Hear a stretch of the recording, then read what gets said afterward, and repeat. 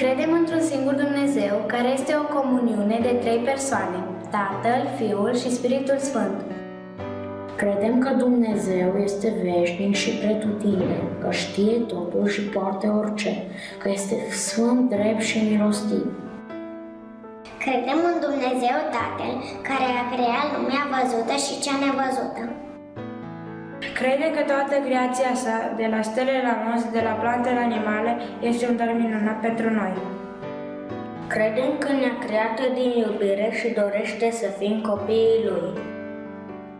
Credem că El susține în continuare întreaga lume și are grijă de fiecare dintre noi cu o iubire de Tată. Credem în Fiul lui Dumnezeu, Iisus Hristos, întrupat de la Spiritul Sfânt și din Fecioara Maria, care s-a făcut om asemenea nouă pentru ca să ne arate iubirea infinită a lui Dumnezeu. Pentru a ne răscumpăra din păcat, pentru a ne fi model de sfințenie, frate și prieten.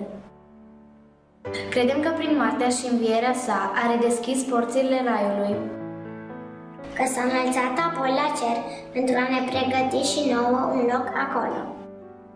Și astfel, după a doua sa venire, ne vom putea bucura și noi în împărăția veșnică a Tatălui. Credem în Spiritul Sfânt, Dătătorul de viață, Mângâietorul promis nou, focul care ne aprinde inimile de iubire. Credem că Spiritul Sfânt însuflețește biserica, revărsând asupra ei bogăția harurilor sale. Credem că biserica este una sfântă, catolică și apostolică. Ea este mama și învățătoarea noastră și a primit de sus puterea de a ne deslega de păcate și de a ne reda viața divină. Credem că trăind așa, după cum ne învață, la sfârșit vom avea parte de fericire veșnică. Acolo vrem să ajungem în brațele lui Dumnezeu Tatăl, pe calea arătată nouă de Fiul Său, călăuziți de Spiritul Sfânt. Amin.